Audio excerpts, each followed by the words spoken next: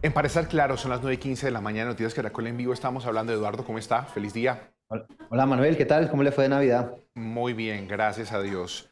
Eduardo, vamos a comenzar a hablar pues de la situación en Parecer Claros de la crisis humanitaria que se está viviendo en estos momentos en la región del Catatumbo. La información, Eduardo, es que ya se va a cumplir un año de estos enfrentamientos entre el ELN y las disidencias de las FARC, una disputa de territorio bastante fuerte que ha movilizado no solamente a varios guerrilleros y subversivos en esta región, sino que ha desplazado a más de 7.000 personas. Ahora, en Tibú, que es donde se concentra este nuevo escalamiento, más de 250 familias están desplazadas, están buscando dónde protegerse, pero están en las alertas no solamente que ha hecho la Defensoría del Pueblo, sino también líderes en la región. Una región que en estos momentos está buscando dónde esconderse del fuego cruzado. Vemos en los videos, Eduardo, cómo en las escuelas se tratan de proteger. Una situación bastante crítica, ¿no, Eduardo? Sí, pues mire, desde mediados de enero de este año vimos cómo ese enfrentamiento entre el ELN y las disidencias de las FARC causó el mayor desplazamiento que ha habido a lo largo de este año. De hecho, esa situación en el Catatumbo es responsable casi del 50% del desplazamiento total que se ha dado en el país y evidentemente es una situación que con esto queda demostrado no ha sido resuelta. Aparentemente allí, una vez hubo ese enfrentamiento en el Catatumbo, el ELN logró una predominancia en la región, pero lejos de apartarse la guerra y todo esto que venía ocurriendo, según dice la Defensoría del Pueblo, todo parece indicar que este frente de las disidencias de las FARC lo que hizo fue prácticamente reclutar más gente, fortalecerse, llevar más combatientes para llegar fortalecidos a un nuevo enfrentamiento con el ELN. Evidentemente es muy grave lo que está pasando, parece esto ser hasta ahora la punta de lanza de lo que podría eventualmente ocurrir si es que estos enfrentamientos ocurren, que lamentablemente se recrudecen justo un 24 de diciembre, ¿no? Cuando el país debería estar en otro tono, cuando hay llamados de la Iglesia, de la Defensoría, de todos los organismos humanitarios, pues para vivir una Navidad en paz, pues allá estaba pasando todo lo contrario.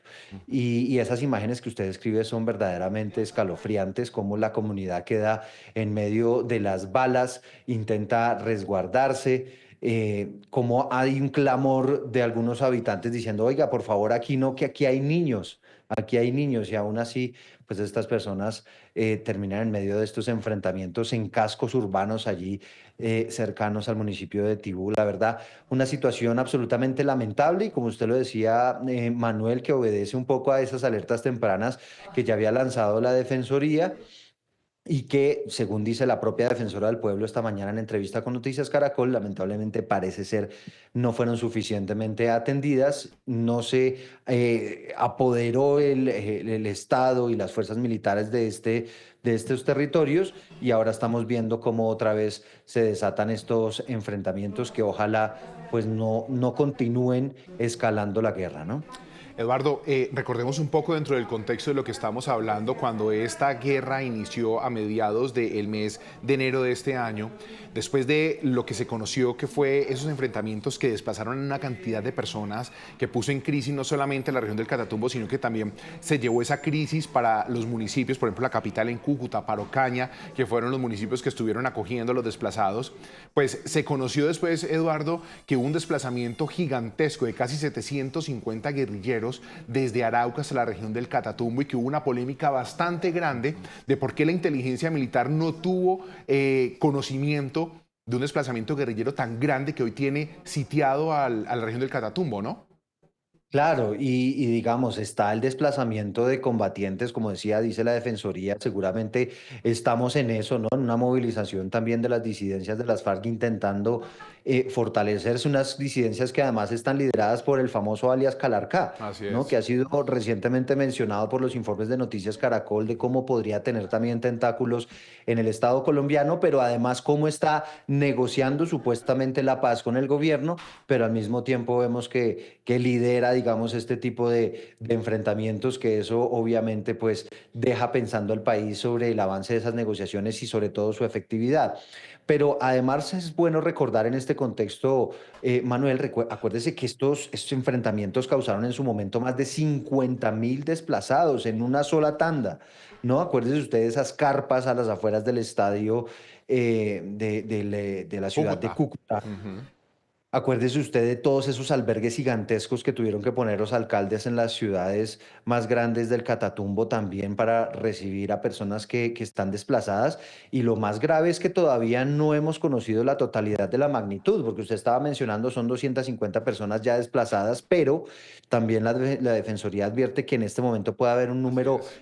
quizá gigantescamente mayor de personas confinadas, es decir, que no pueden ni desplazarse ni moverse de sus casas porque seguramente están en medio del fuego cruzado. Y hay otra cifra que todavía no conocemos, Manuel, y que seguramente la conoceremos a lo largo en el transcurso de las próximas horas, y tiene que ver con el número de personas heridas y eventualmente fallecidas como consecuencia de estos enfrentamientos. No solamente hablamos de integrantes del ELN y disidencias, sino eventualmente también de afectaciones que ha tenido la población civil. Eduardo, y recordemos también a la población indígena Bari, que ya estuvo sitiada. Son más o menos 2.600 integrantes de esta población que se encuentra en el corazón del Catatumbo, que también estuvo sitiada en medio del fuego cruzado del ELN y las disidencias de las FARC. Eduardo, a lo largo de la historia de estos 11 meses de desplazamiento, de constreñimiento, de fuego cruzado, se ha hablado mucho y se ha criticado mucho las acciones ofensivas de las fuerzas militares, del Ministerio de Defensa. De hecho, se llevó al ministro de Defensa un debate de control político precisamente por una situación, por esa situación. Una situación Mm. que pareciera, Eduardo, está fallando la inteligencia militar para poder prevenir una situación de guerra, pero con un antecedente fuerte, y son las alertas tempranas de la Defensoría del Pueblo, ¿no? Sí, evidentemente aquí la Defensoría misma dice, bueno, aquí quizá no se ha atendido la situación por parte de las fuerzas militares como se debería, pero yo creo que hay otra cara de la moneda, Manuel, que no podemos desconocer y perder de vista, y es lo que está pasando en Venezuela. Aquí, digamos, no se puede negar que de alguna manera el territorio venezolano ha servido como refugio de muchos de estos grupos criminales.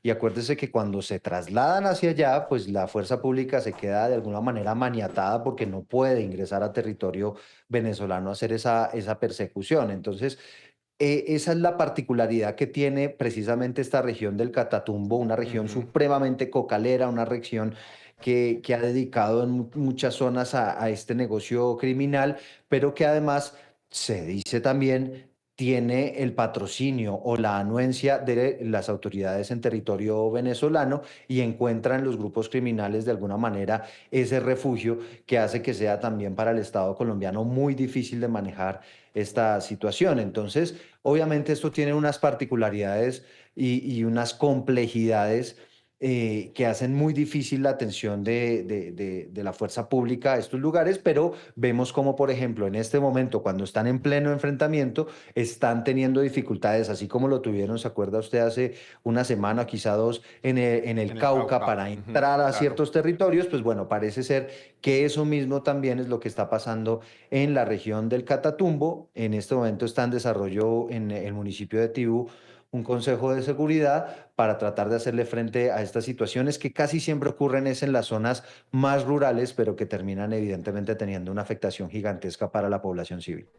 La región del Catatumbo, estamos hablando, Eduardo, de la crisis humanitaria desatada en este lugar por el enfrentamiento entre las disidencias de las FARC y el ELN. Una región no solamente que es corredor estratégico, porque hay sembrados de coca y sirve también para sacar ya la coca procesada, cocaína procesada hacia Venezuela, sino también de los problemas que se viven en esa región, las dificultades que atañe pues una región que está muy cerca de la frontera, como usted lo explicaba, pero también Ujú. con el desplazamiento de miles y miles de personas que buscan en estos momentos no solamente la asistencia inmediata del gobierno nacional, sino también la intervención de las fuerzas militares para poder frenar una violencia que no tiene medida, Eduardo.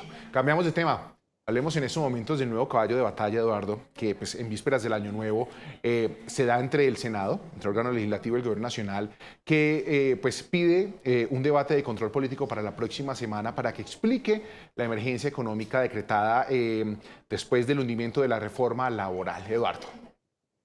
Sí, bueno, aquí digamos el contexto del tema es que estaba previsto que se reuniera de forma virtual el Congreso de la República este viernes, una época absolutamente atípica para que sesione el Congreso, inicialmente convocada para evaluar unos ascensos en la fuerza pública, que acuérdense ustedes, eso debe ser aprobado por el Congreso.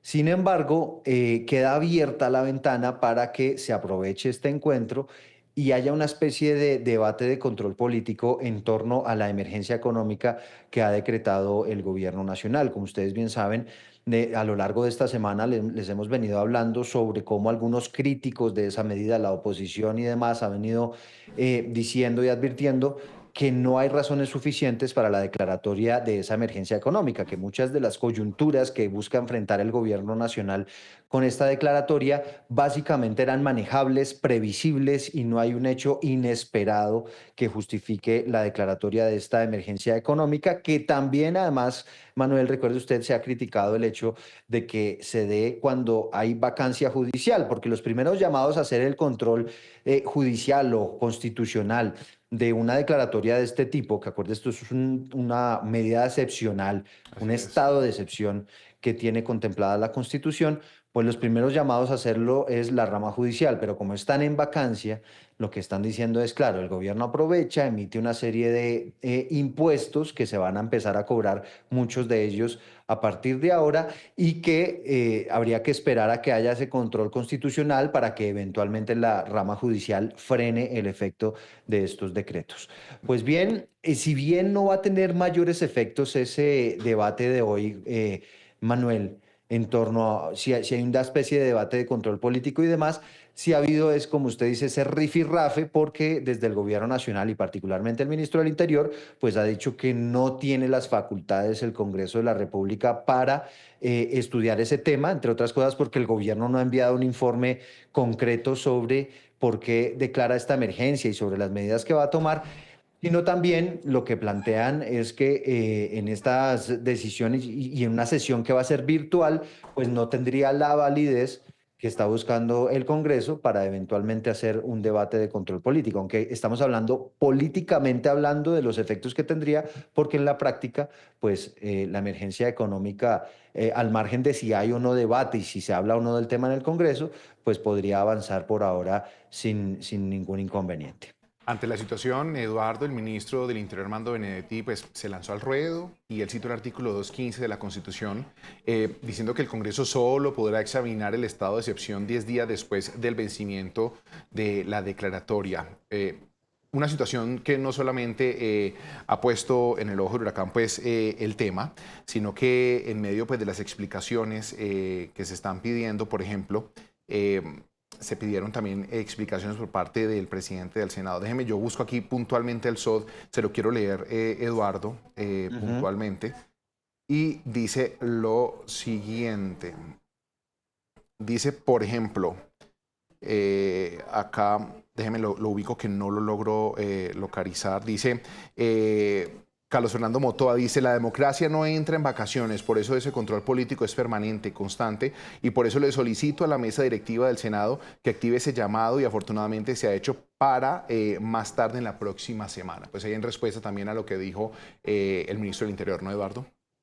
Sí, y también el presidente del Congreso pues ha advertido, ahí lo que está pasando es que en esa convocatoria se cita para el tema de los ascensos en la fuerza pública, pero se deja la ventana abierta como para abordar otros temas que considere el Parlamento y ahí es donde se considera podría haber cabida para que los congresistas hablen de esta declaratoria de la emergencia económica. Pero insisto, Manuel, no veo yo que por cuenta de un debate de control político eso pueda tener algún efecto, por ejemplo, a la hora de frenar los efectos de la emergencia económica, pero sí habrá seguramente muchísimos cuestionamientos en torno a los argumentos y que ha tenido el gobierno nacional para una convocatoria, como decimos, de un estado de excepción, porque consideran que lo que está pasando en materia de finanzas públicas, pues es o era absolutamente previsible.